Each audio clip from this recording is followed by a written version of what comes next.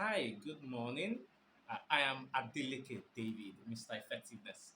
I'm going to be sharing with you some thoughts that I have strictly business talks. Today I'm focusing on sales, how you can make sales consistently, very easily, how you can sell out on any product whatsoever consistently and dramatically. And so I'm going to share using real estate as a case study.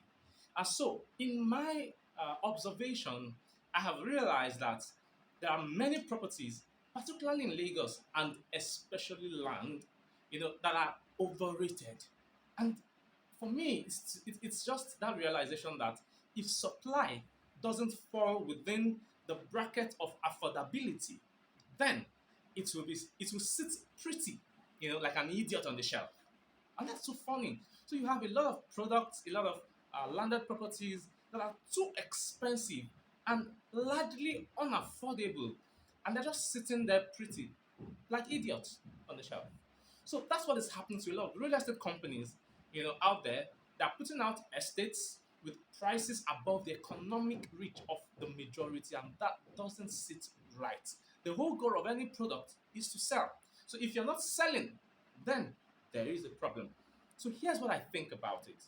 Number one, like every other business, real estate companies must identify their ideal customers, and that's what you have to do. Regardless of the business, you have to identify your ideal customer.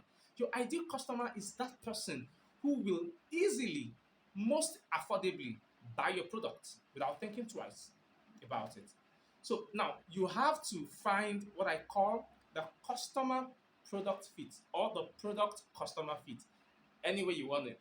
The product customer fit or the customer product fit. There must be a fit between the product and the customer. So you have to describe this ideal customer in the light of three things.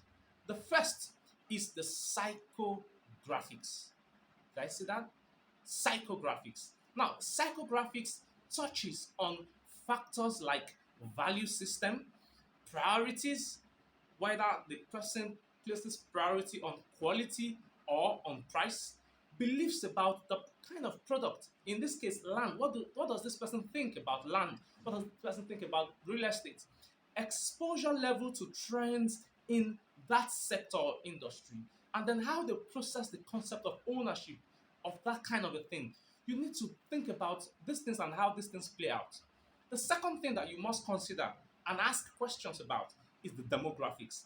Demographics touches on factors like age, income level, gender, area where these people live, what they do for a living, that is where they work, the level of education they have, the number of dependents they have, and other factors like that. Of course, you want to talk about their income level. How much do they earn monthly? How much do they spend monthly?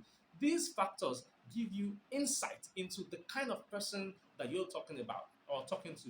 And then the third thing you must look out for is the social graphics.